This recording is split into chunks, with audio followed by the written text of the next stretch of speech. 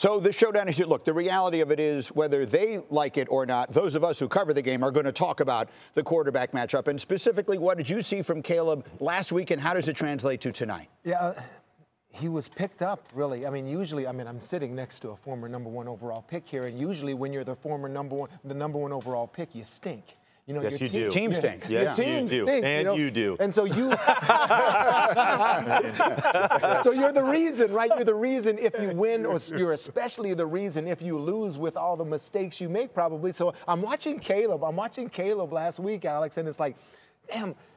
He just looks okay, but that team is so good. And so the defense and special teams are picking him up. They're scoring those bonus points for him. The shortest yards per attempt, like you said, it's like, man, he looks like he should in terms of not ready to go. So young, the #1 overall pick. So it's almost like the pressure's different. Like, you tell me. Now he has got to think that if I don't pick this up, I'm going to be embarrassed. You're right. Because our team is so good. For sure. It's unique. Most #1 picks, you're the worst team in football. You barely have a chance. No one expects anything out of you. I mean, this is a playoff team for a lot of us that talk about football, right, and view it. So it is very different. 2 out of the 3 units, from an expectation standpoint. But for me, I know the stats weren't good. And listen, we could go look at every #1 pick for the last, beginning of time. They're all terrible in their first start. It's just something you have to go through. But for me, there were a lot of encouraging things, actually. Very fixable mistakes in this first game. So here's Caleb Williams. It's 3rd and 3. He's got his new receiver, Keenan Allen, and I'd love to see this maturity from him.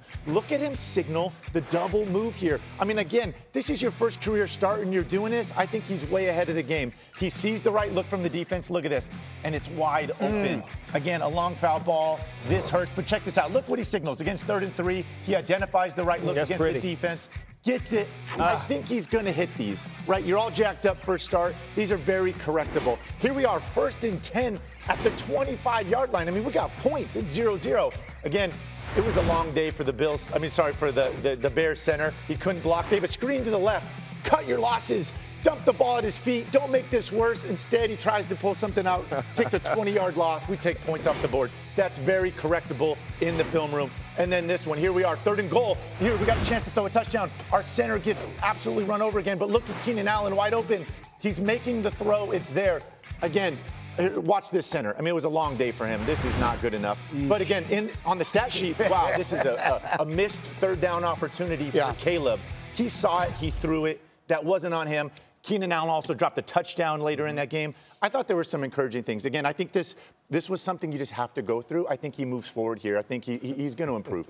Last night you said your first start is a blur. That's the word you used. Absolute blur. You just get through it and forget it. Tonight. What do you expect from Caleb tonight? Man, last time I checked, man, all 3 phases of the game, we win and lose as a team. Am I right? Yes. Hey, Chicago Bears fans, this man made what did you say last week? The man wasn't going to win all rookie. Don't worry, Chicago Bears fans. 15-1. Hey, Bears fans, I got something for you here. Take this for the Bears fan. Right there. I think for me, it has a great, film you put up, and the things are fixable. And I really have to piggyback off and say, yes, rightfully so, because when you look at the wide receivers that he have, I just look at the targets that they had last week. You had DJ Moore, the guy on the offense that really stares the drink. But I really think that Keenan Allen with 11 targets, those passes have to be hit today. And you're talking about a week. What do we always do? We always go into work to make ourselves better than last week. So I really think tonight, Sunday Night Football, we're going to see a better Caleb Williams. Well, I mean, way to go on a limb because he was awful in that game. But, you know, dude, so Chicago. You still hate on I know, I'm not hating at all. I'm going to tell you why. Look, I said it because I know there's the different level of, the fan base is like, oh, man, we were 4-0 in the preseason. We're going to go to the Super Bowl. No, you're not. You're going the step up. That's what he did. He stepped up in class. And I knew he would struggle, as the first overall picks do. However, this guy is a generational talent. He is. Eventually, he's gonna catch up. He's gonna be fine. But you know what? He's not there right now. And he's lucky. He's lucky to have the receivers he has. You talk about Moore, you talk about Allen, you talk about the kid from Washington. Yeah. Like, are you kidding me? I could play decent with that. Now, look, they would have lost that game had the one guy not been a grade schooler, Will Levis. Like, are you kidding me? And I would have been sitting back saying, I told you so, I told you so, I told you so. Here's how we look at it. It will get better. Here's how we look at it better. in the defensive side here. Yeah. We got to keep buying him time. We got to buy him time to continue to develop, because you can win this way that Chicago won last week, but that's not every week occurrence. Right. That's rare that you do that, and that's hard to do consistently. You know, real quick, Greeny, if there's something to look at tonight in this Sunday night football game where the Chicago's offense stank last week, 2 for 13 on third down, it has to be better Sunday night football. Yeah, it won't work against C.J. Stroud. Kmart made an interesting point. We talk about him like he's a 10-year veteran. Yeah. He's starting his second season. But Mahomes and Lamar Jackson both won MVP in their second season. Who did you pick to win MVP this year? I took C.J. Stroud. That's correct. So we'll see. What did you see from him week 1? Oh, the same thing we've been seeing. I mean, this guy's so composed, so composed. You know, Kimberly mentioned, like, when the pressure's on, he shines brightest. I think that's actually because he's not doing anything different. So many of us in primetime games try to do more, right, be extra. This guy's so cool, calm, collected. He's been playing big games for a long time. He just goes out there and runs this offense. The plays come to him, and he's really mature. I think that's what I see out of him. And now he has a legitimate #1 running back in Joe Mixon. All right, we're working our way towards these kickoffs. Again, 10 games in the early window today, the most that'll be scheduled any week, and it's time for Seconds of Schefter with the very latest. Schefter, open up the bag. What do we have? Well, Greeny, the lone holdout in the NFL, Hassan Reddick, remains a holdout. The Jets and Reddick have not made any progress. He will forfeit another $800,000 by not playing today, bringing his season total to about $8 million of fines and lost revenue. Meanwhile, the Chargers are in Carolina today. They flew down there Friday, and they've got an extended East Coast trip because after playing the Panthers today, they're going to stay in the Charlotte area, practice all week, fly to Pittsburgh Saturday for a game next Sunday against the Pittsburgh Steelers, Greeny. Tedy, let's go back, because this actually is a fascinating point you made. We're going to psychoanalyze a Cincinnati Bengals team that the whole world is saying, well, why are they the ones doing all this talking when Kansas City has won all the games that really matter? What do you think? I just think it's a team that thinks they know, but they really don't. And there's a different level in terms of the Kansas City Chiefs to the Cincinnati Bengals. It's a team that's hit foul ball after foul ball after foul ball with no validation. And when you don't get the validation about the winning, finally winning and feeling what it feels like and knowing what it feels like, you still think you know. You know, so now you search for contracts. Now you try to talk trash and you try to talk about how great you are.